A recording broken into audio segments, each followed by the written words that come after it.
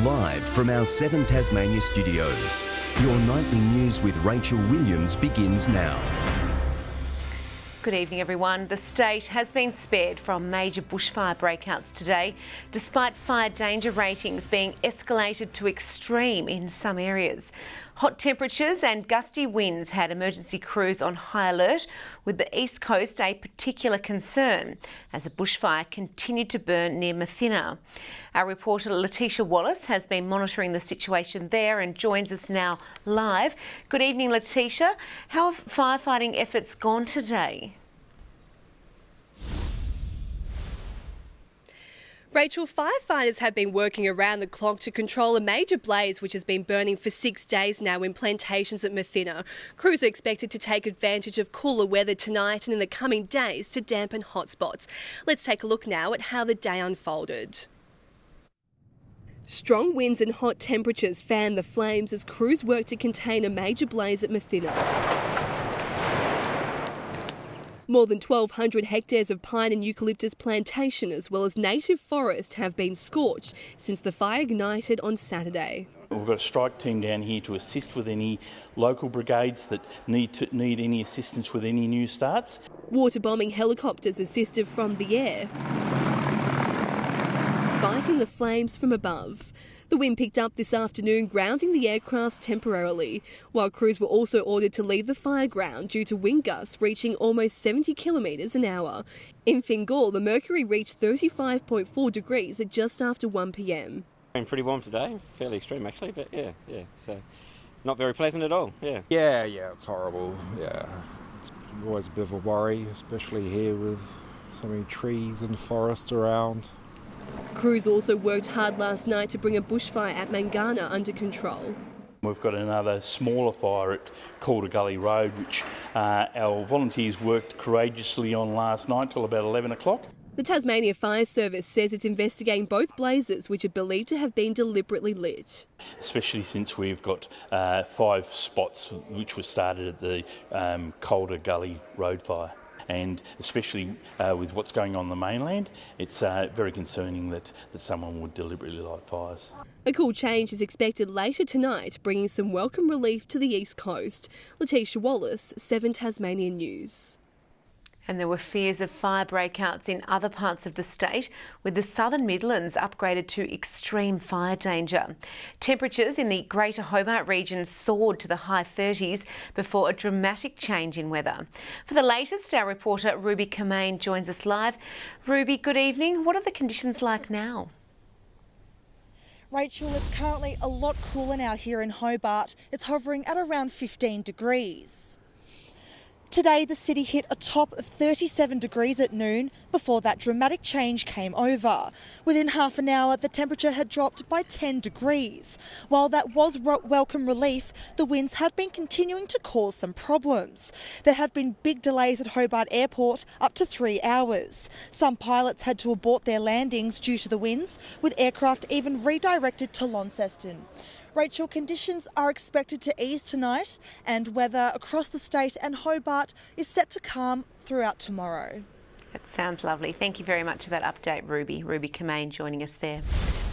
Outlaw motorcycle gangs will be banned from wearing club insignia under new laws by the state government.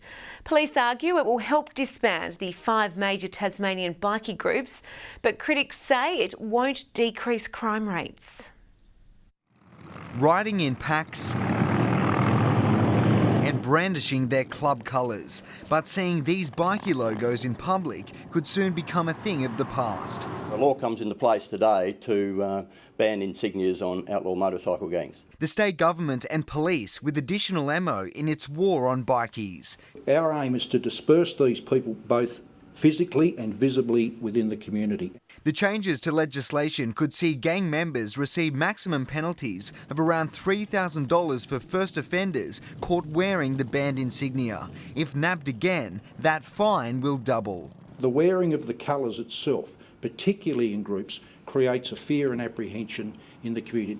But some feared law-abiding citizens could be caught in the crossfire. Well, we oppose the insignia legislation because we thought it actually went too far, that there are all sorts of organisations that could be captured within that. No evidence has ever been put up that preventing particular organisations from wearing particular things will affect the crime rate.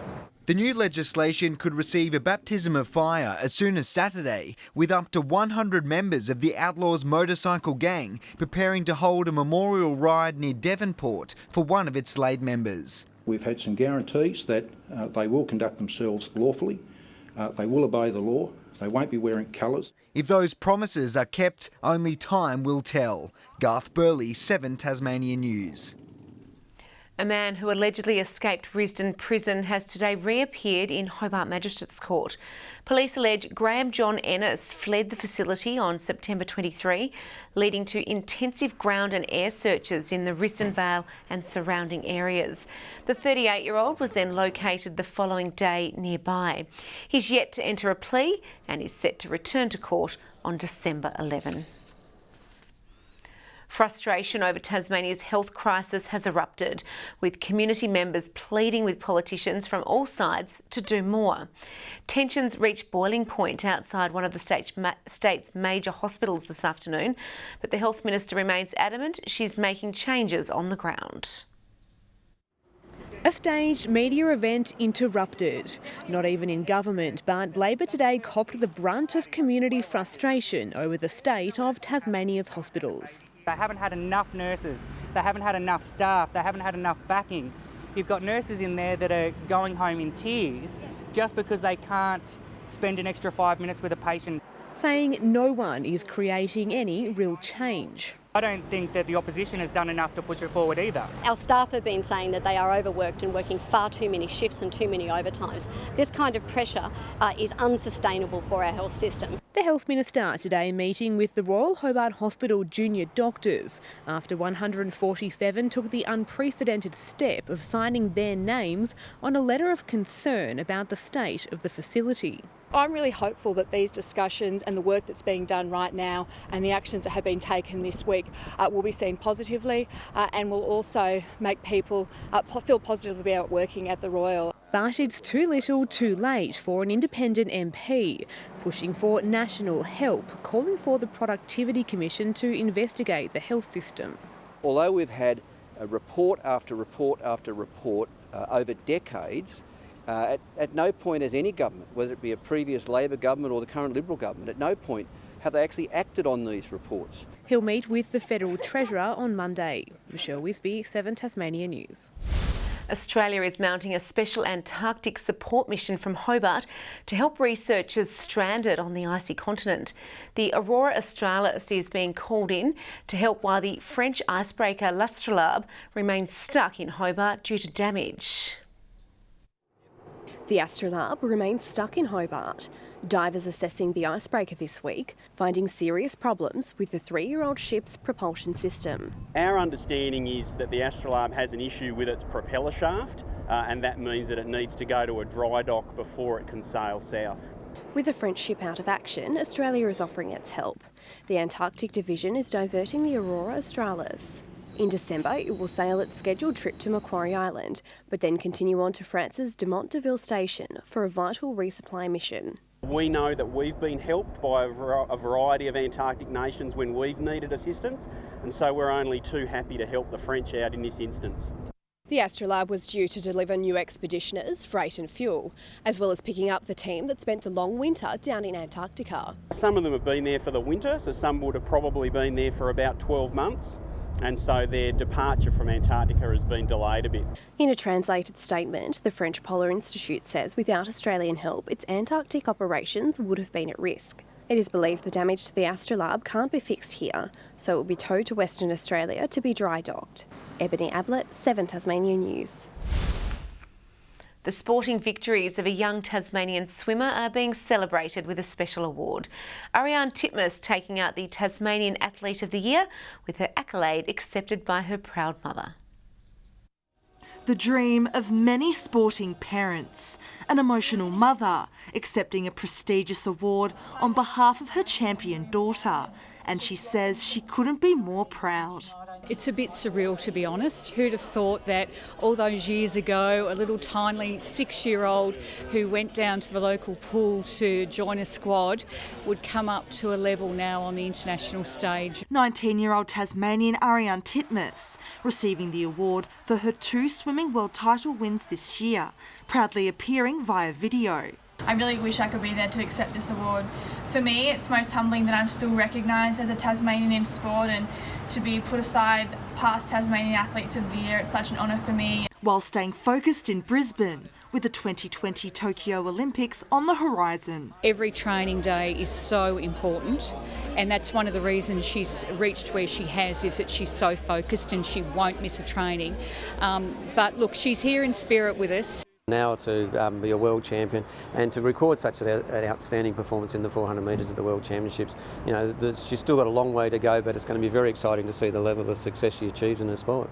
The ceremony also celebrating the careers of Tasmanian legends in the coveted Hall of Fame, this year welcoming star rower Sam Belts and Olympic hockey star and former Kookaburras champion David Guest. Yeah, it's a real honour, and I feel very humbled to join such a cast of excellent sportsmen and women from Tasmania. Ruby Kamane, 7 Tasmania News. There was a scare for people on the morning coffee run in Hobart today, with a car crashing into the shop front of Basket and Green on Brisbane Street just before 9 o'clock. Paramedics treated the driver at the scene, while a patron was assessed for minor scratches. Investigations are ongoing, but it's believed the crash may have been the result of a medical episode. A petition has been launched taking aim at the government's proposed new anti-protest laws. Passionate advocates from a range of backgrounds are calling on the Parliament to vote against the bill, which includes hefty penalties for some protesters. The government argues the plan is about protecting business, but others say it's undemocratic and potentially dangerous. Protect our own heritage. We as an Aboriginal community are really concerned because we hold many protests, peaceful protests, protests because we're able to have a view that's different from the government. The lower house is due to debate the draft laws next week. The Hobart Hurricanes have pulled off one of its biggest upsets in this year's WBBL campaign, defeating the Sydney Sixers by 5 wickets. Belinda Vaquera was the destroyer with the ball, taking 4 for 19, while new recruit Nicola Carey guided home the tricky run chase. The Hurricanes took the field with a fresh face behind the stumps, Emma Mannix-Jeeves replacing the suspended Emily Smith, and in the search of early wickets, they couldn't have asked for a better start. Armitage goes aerial this time, fielder underneath it, and it's caught. The dangerous Ash Gardner came and went for 11, Belinda Vaquera then snagging the prize scalp of Alyssa Healy, and the very next ball, the big quick had her fourth. Well, there is a fielder coming around. That's 2 in a row. Can you believe it? The home crowd left stunned as Maddie Dark was cleaned up without scoring, the Sixers slumping to 5 for 30. But a flurry of late-order hitting from Marizanne Kapp and Lauren Smith helped their side surge to a defendable total of 134. The reply was positive for the women in purple, belting 11 off the first over. But things quickly turned, the loss of Erin Fazakali, And she's got it straight through. prompting a top-order collapse which saw Meg Phillips, Heather Knight and Fran Wilson all back in the pavilion within the first power play, with only 20 runs on the board. Enter Nicola Carey. That's going to be 4 more off the bat of Nicola Carey. She finds that gap once again. The left-hander smashing an unbeaten 55, forging partnerships with Corinne Hall and Chloe Tyron to guide the Hurricanes over the line by 5 wickets for only their 3rd win of the season. Garth Burley, 7 Tasmania News. An Australian tennis champion is set to serve up her return to Tasmania next year. The nation's number 3 seed Sam Stosur last competed in the Hobart International in 2014. This summer she makes a return in the lead-up to the Australian Open. Sam's certainly taking this as a different path through to Melbourne next year, and that's really great for us and our fans and our spectators, and everyone that enjoys tennis locally gets to be part of it. The annual tournament gets underway on January 11 with the full lineup of competitors expected to be revealed early next month.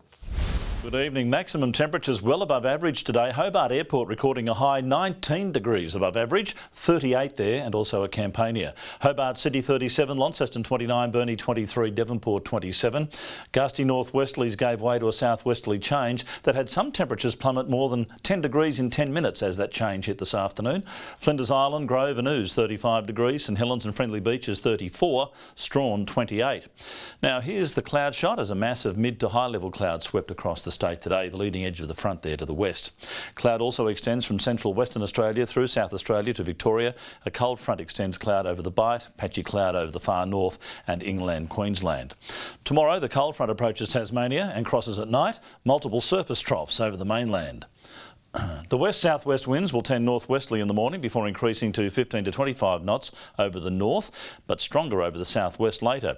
A strong wind warning from southeast Cape to Low Rocky Point. Hobart 23 and partly cloudy for Huonville and Campania, temperatures back in the mid to low 20s. Launceston, fine and mostly sunny, 22 the top, 18 for Devonport, mostly sunny for Georgetown at 19. Burnie, mostly sunny and 19, 17 the high for Strawn with a shower or two, partly cloudy over Wynyard, 19 the top. St Helens tomorrow, partly cloudy and 21, 20 for Swansea, Port Arthur 19 degrees. UV very high everywhere at 9 and 10. On Saturday, showers extending statewide during the morning before easing and pushing back to the west. Fine on Sunday, apart from showers over the west and far south. And on Monday, showers back, making their way across the state from midday. And as usual, not much over the east. Early cloud for Perth tomorrow, fine for Adelaide and Melbourne. Morning smoke and haze over Sydney, 26 the top there. A sunny 29 in Brisbane. A little cloudy and only 15 in Hobart after the warm day today, 23 in Launceston right now and 17 in Devonport. Rach, today's weather, very interesting. Well, that's all your news for now. I'll be back a little later with updates. Thanks for joining us. Good night.